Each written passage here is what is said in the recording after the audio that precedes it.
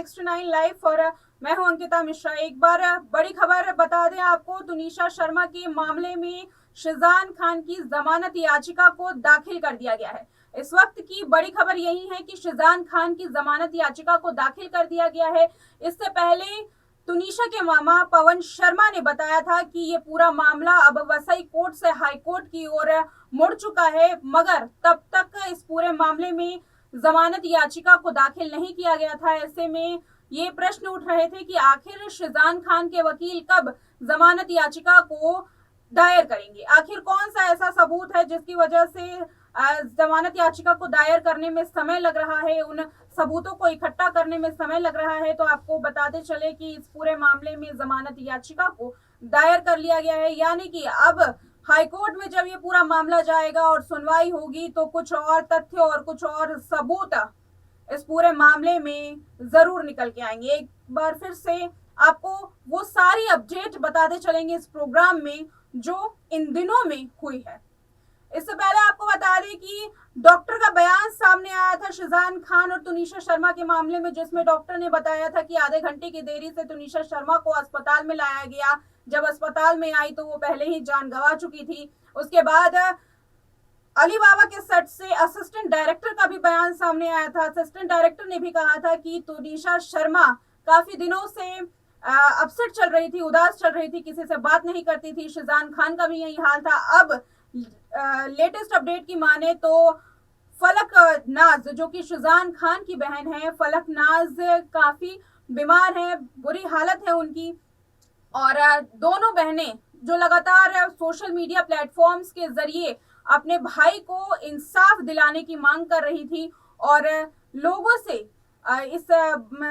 इसकी अपील कर रही थी कि वो उनके लिए प्रेयर करें, शिजान खान के लिए प्रेयर करें। अब इस पूरे मामले में फलक नाज बीमार हैं और हालांकि कयास से लगाए जा रहे थे कि शायद इस वजह से जमानत याचिका को दायर करने में देरी हो रही है, मगर जमानत याचिका दायर कर दी गई है। अब देखना होगा कि हाईकोर्ट में परिवार पहुंचता है या फिर वकील इस मामले को पूरे अकेले ही हैंडल करते हैं। फिलहाल जो पोस्ट के बारे में आपको बताते चले कि शिजान खान की मां ने पोस्ट किया इस पूरे मामले में और कहा कि क्या हम मुस्लिम हैं, इस वजह से हमें ये सजा दी जा रही है, हम क्या हमारा कसूर है, आखिर किस बात की सजा है। मेरा एक बेटा जो बिना किसी सबूत के जेल में सजा काट रहा है, कैदी की तरह मेरी बेटी अस्पताल में भर्ती है, मेरे छोटे बेटा मेरा छोटा जो बीमार है, उसके बाद भी उन्होंने एक लंबा चौड़ा पोस्ट लिखा और साथ ही मुस्लिम होने का जिक्र जब उन्होंने किया तो उसके बाद लोगों ने उन्हें ट्रोल्स करना शुरू कर दिया, ट्रोलर के निशाने पर चली गई। और यही पहली बार नहीं है जब तुनिशा शर्मा के मामले में शिजान खान का परिवार कंट्रोवर्सी में गया। इससे पहले भी शिजान खान का परिवार कंट्रोवर्सी का सामना कर चुका है। दोनों बहनों के बीच में आपस में नहीं पड़ती थी, दोनों के रिश्ते खराब थे। शफक नाज का अपनी माँ के साथ रिश्ता खराब था। ऐसी ऐसी बातें जब निकल करके सामने आई तो अब लोगों का यही कहना है कि आखिर जब आपके घरों में ही रिलेशनशिप को लेकर के, रिश्तों को लेकर के दरारें हैं, तो आखिर आप दूसरों के घरों में पत्थर कैसे मार सकती हैं। वहीं दूसरी ओर जब मुस्लिम कार्ड खेला गया तो इस पर भी लोगों ने काफी ट्रोल करना शुरू किया। शिजान खान की मां अब ट्रोलर्स के निशाने पर है। लव जिहाद का एंगल फिलहाल इसमें नहीं जोड़ा गया है। पहले बात की जा रही थी कि लव जिहाद के एंगल से भी पुलिस इस पूरे मामले को जांच कर सकती है इस पूरे मामले में, लेकिन अभी तक लव जिहाद के एंगल को इसमें नहीं जोड़ा गया। साथ ही जो सबूत धर्म और भाषा को लेकर के सामने आए हैं वो बेहद ही मजबूत सबूत है जो इस पूरे मामले में कोर्ट के सामने पेश किए जा सकते हैं। फिलहाल हाई कोर्ट में जब से पूरा मामला गया है, एक और देखा जा रहा था कि तुनिशा शर्मा की मां वनीता शर्मा लगातार मीडिया के सामने आ रही थी, खुलकर के बातचीत कर रही थी, अपने बयानों को दर्ज कर रही थी। तो वहीं दूसरी ओर दोनों ही वकील दोनों ही पक्ष के वकील भी मीडिया के साथ आकर के बातचीत कर रहे थे। मगर जब से ये पूरा मामला हाईकोर्ट में गया तब से दोनों वकीलों ने चुप्पी साध ली है और साथ ही दोनों परिवारों ने भी मीडिया से नाता तोड़ दिया है। जहां वनीता शर्मा पहले मीडिया ट्रायल कर रही थी, लगातार मीडिया को साथ देने की बात कर रही थी कि मीडिया हमारा साथ दे इस मामले में, अब वो उससे ही पीछा छुड़ाने की कोशिश कर रही थी। पीछा छुड़ाने का इस पूरे मामले में कोशिश कर रही हैं और अभी तक कोई ऐसा बयान इसमें सामने नहीं आया है कि इसमें जमानत याचिका को लेकर के बातचीत की गई हो या फिर शिजान खान के वकील की ओर से कोई सबूत का जिक्र किया हो।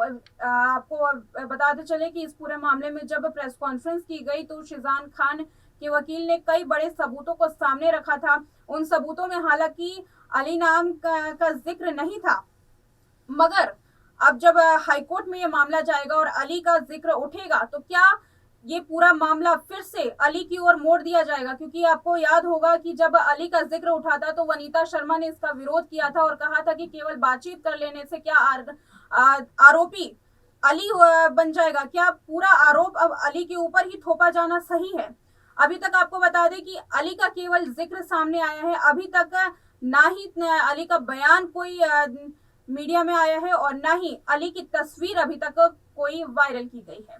फिलहाल इस मामले में बात करें सीक्रेट गर्लफ्रेंड की, जहां सीक्रेट गर्लफ्रेंड का भी नाम सामने आ रहा था। शिजान खान के मामले में कहा जा रहा था कि शिजान खान की जो सीक्रेट गर्लफ्रेंड है वो भी टीवी इंडस्ट्री से है, वो भी एक्ट्रेस है। तो वहीं अब मृणाल सिंह का नाम सामने आ रहा है। मृणाल सिंह से आपको बता दें कि ये पहले भी शिजान खान के साथ काम कर चुकी हैं और एक कयास ये लगाए जा रहे हैं कि यही वो सीक्रेट गर्लफ्रेंड है जो जिनका नाता तब भी था जब तुनिशा के साथ शिजान खान का ब्रेकअप हुआ था और हादसे के बाद तक 1.5 घंटे तक शिजान खान का इस मृणाल के साथ बातचीत हुई। हालांकि वो मृणाल है या कोई दूसरी सीक्रेट गर्लफ्रेंड इसकी पुष्टि नहीं की गई है, मगर अभी तक इसका कयास लगाया जा रहा है कि वो मृणाल सिंह हो सकती है। वहीं सवाल ये उठ रहा है कि आखिर जब शिजान खान 1.5 घंटे तक अपनी सीक्रेट गर्लफ्रेंड से बात कर रहे थे तो इस दौरान वो कैसे तुनिशा शर्मा को अस्पताल लेकर के जा सकते हैं? क्योंकि एक और जहां हमने पूरे केस को समझा और देखा कि ये पूरा मामला जब सामने आया तब से लेकर के शिजान खान तुनिशा शर्मा को अस्पताल में लेकर के जाते हैं। वहीं दूसरी ओर ये भी बात उठती है कि जब हादसा हुआ उसके 1.5 घंटे तक तुनिशा शर्मा केस में शिजान खान 1.5 घंटे तक अपनी सीक्रेट गर्लफ्रेंड से बात कर रहे थे। तो ये जो पेज है अब ये भी सामने आएगा, ये जो पूरी कंफ्यूजन है ये भी पुलिस दूर करने की कोशिश कर रही है कि आखिर शिजान खान एक और जहां अस्पताल ले जाने की बात कर रहे हैं कि वो अस्पताल में गए थे, वहीं दूसरी ओर अब 1.5 घंटे की थ्योरी को भी सॉल्व करना यहाँ पर जरूरी है। अभी कोई भी ऐसा सबूत शिजान खान के खिलाफ नहीं मिला है जो इस पूरे केस में मजबूती से शिजान खान का पक्ष रख सके और वहीं शिजान खान के खिलाफ खड़ा हो सके।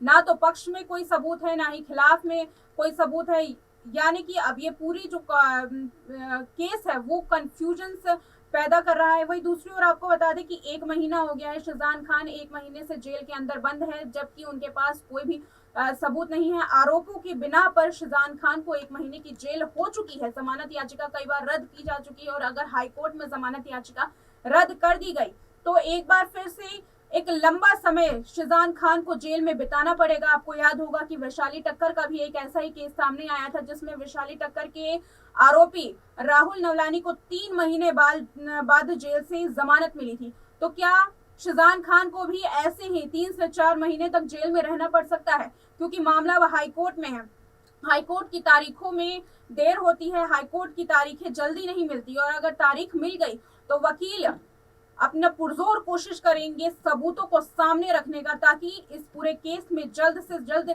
या तो सजा सुनाई जाए या फिर जमानत पर फैसला हो। देखना होगा कि अब क्या कौन सी तारीख मुकर्रर होती है और क्या सजा मिल पाती है शिजान खान को, या फिर शिजान खान इस पूरे केस से हो जाते हैं बाइज्जत बरी। फिलहाल मेरे साथ इतना ही, देखते रहें नेक्स्ट 9 लाइव।